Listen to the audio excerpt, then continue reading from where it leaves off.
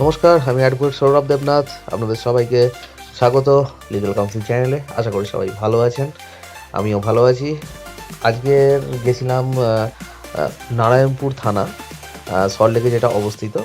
তা ঘটনাটা যেটা ছিল সেটা আমি একটু পরে আপনাদের সঙ্গে ডিসকাস করছি।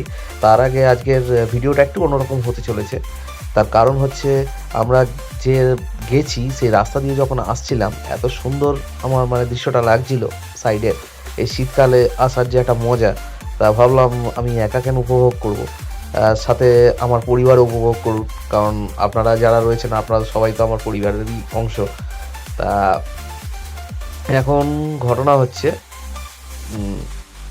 যে কেসটায় গেছিলাম সেটা হচ্ছে আপনার মেনলি একজন লোন নিয়েছিলেন, কিন্তু তার চাকরির সময়কালীন, চাকরি থাকাকালীন উনি লোনটা পেয়েছিলেন, লোন স্যাংশন হয়েছিল। কিন্তু যেহেতু লোনটা আর দিতে পারছেন না, তার কারণ হচ্ছে তার চাকরিটা চলে যায় এবং তাকে একটা ফুল অ্যান্ড অ্যাকনোলেজমেন্ট দিয়ে দেয়। একটা ফাইনাল অ্যাকনোলেজমেন্ট দিয়ে দিয়েছিল যে এত টাকার একটা বিনিময় তার চাকরিটা বসিয়ে দেওয়া হয়। এবং পরবর্তীকালে তবুও তিনি ওই টাকার মধ্যে ক্যাপিটাল যেটা পেয়েছিলেন তার মধ্যে থেকেই 4 মাস ইনস্টলমেন্ট দিয়েছিলেন। আর তিনি এখন পারছেন না, এবং তার জন্যই আমরা একটা সারেন্ডার নোটিশ করেছিলাম জায়গাতে, যেখান থেকে আর কি উনি লোনটা নিয়েছিলেন। আমি নামটা বলছি না। হ্যাঁ, তা সেখানে এবার আমরা বলেছিলাম লিগাল ওয়েতে যদি কিছু করার থাকে তাহলে লিগাল ওয়েতে আসুন। কিন্তু তারা কিন্তু লিগাল কোনো কিছু ধার নিলেন না, কোনো লিগাল ওয়েতে আসলেন না। তারা ব্যাংক থেকে রীতিমতো তাকে, ব্যাংক অ্যাকচুয়ালি নয়, ব্যাংক যারা রিকভারি এজেন্টদের রাখে তারা রীতিমতো থ্রেড নিলেন। তা আমাদের মেন কথাই ছিল, আপনারা যদি পারেন আমাদের এগেনস্টে মামলা করুন বা একটা সেটেলমেন্টে আসুন। কিন্তু তারা কোনো রকম এইসব কথাবার্তাতে যায়নি। ওরা টোটালি একদম থ্রেডনিং, ফ্যামিলিকে থ্রেডনিং, রাস্তায় দেখে নেবো, এই সমস্ত হাবিজাবি নানা রকম কথা। সেই নিয়েই আমরা গেছিলাম একটু থানাতে। প্রথমত থানাতে জিডি নিতে চাইনি, যিনি আমার ক্লায়েন্ট ওনার জিডিটা নিতে চাইনি, কালকে রাত্রে গেছিলেন। তা আমি ওই জন্য আজকে গেছিলাম যে কেন নেয়নি। তা ওনাদের কথা ছিল যে লোন নিলে তো লোন দিতে হয়, তাহলে কেন দেবে না।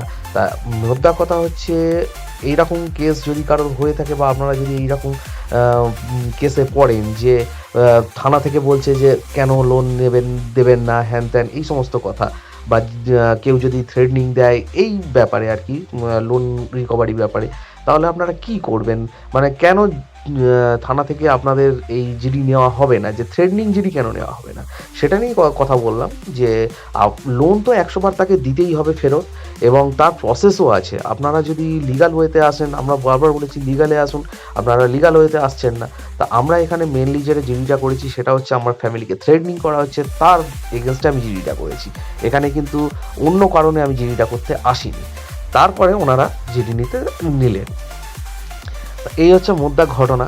এবারে আপনাদের মনে হতে পারে আমি হঠাৎ করে আজকের কেন এই ভিডিও দিয়ে আপনাকে এই জিনিসগুলো বলছি।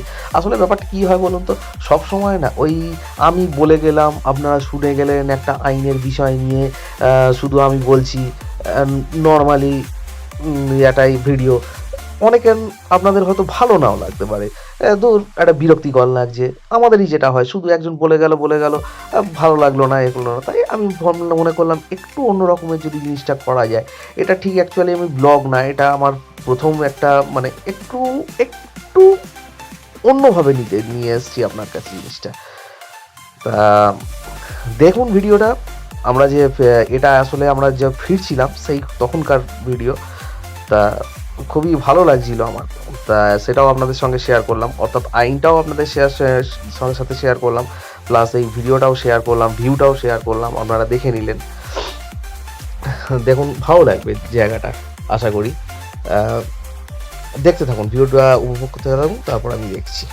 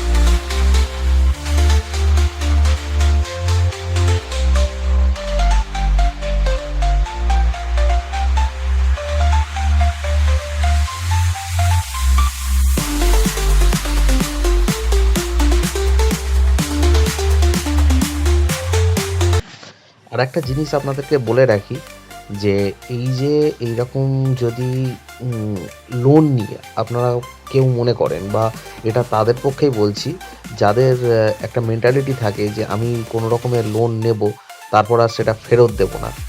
আগে আপনাদের একটা জিনিস দেখিয়ে দিই, সামনে দেখুন বিশ্ববাংলা গেট। এই রাস্তায় চলার পথেই এই বিশ্ববাংলা গেটটা মানে আমাদের পড়েছিল। এখান থেকে আমাদের ডান দিক দিতে হয়েছিল, মানে আমাদের গন্তব্য ছিল যেখানে বেহালার দিকে আসার, আমাদের ডান দিকের রাস্তা নিতে হয়েছিল। যদিও আমার অত ভালো করে চেনা নয় রাস্তাগুলো, এই সাইডেরগুলো। তা যাই হোক, যেটা বলছিলাম, যাদের মেন্টালিটি থাকে, এটা কিন্তু তাদের জন্য এই ভিডিওটা নয়। যাদের মেন্টালিটি অনেকের থাকে যে আমি লোন নেব, কোনো রকমে ব্যাংকের থেকে একটা লোন নিয়ে নিলাম, নিয়ে আর আমি সেটাকে শোধ করলাম না, এটা কিন্তু খুবই বাজে জিনিস। এই মেন্টালিটিটা আপনারা ইউজ করবেন না। এটা আমি কাদের হয়ে বলছি, যাদের প্রচণ্ড রকম অসহায় হয়ে পড়ছে। কেননা কোনো রকমে সে হয়তো চাকরি করছিল সেই সময়, তার সেই অবস্থাতে চাকরি দেখে লোনটা দিয়েছিল ব্যাংক।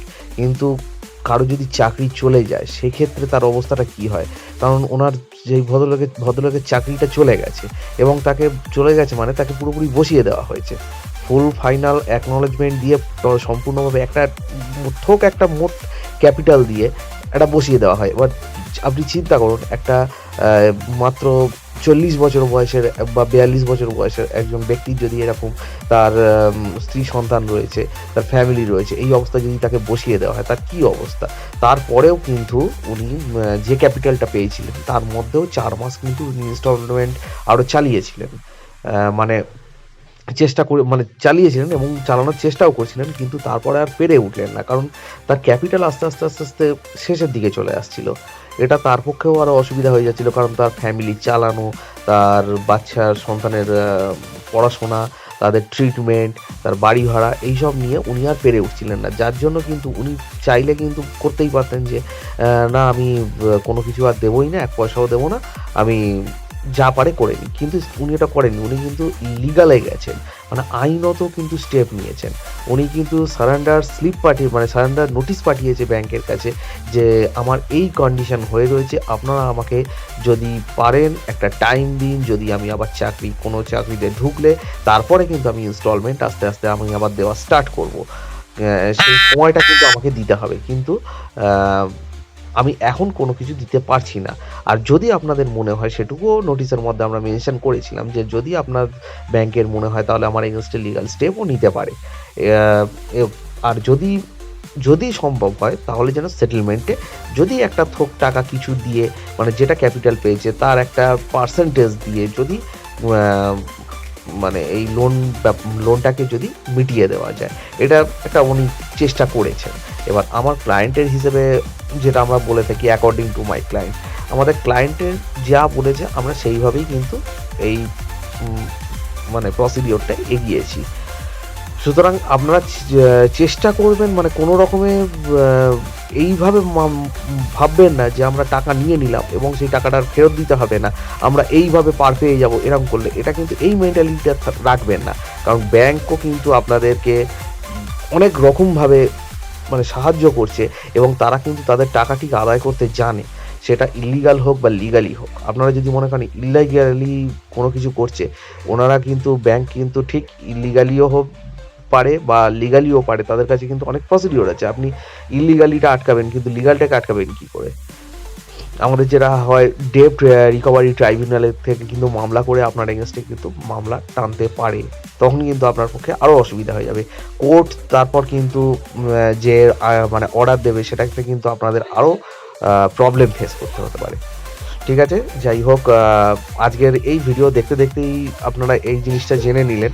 আশা করি আপনাদেরকে ভালো লাগবে জিনিসটা। আমাকে জানাবেন, আপনাদের কমেন্টে জানাবেন যদি এইরকম মানে নতুনত্বভাবে আমি চেষ্টা করবো এরপরে আরও কিছু নতুনত্ব নিয়ে আসার। দেখছি যতটা কি পাওয়া যায় না পাওয়া যায়।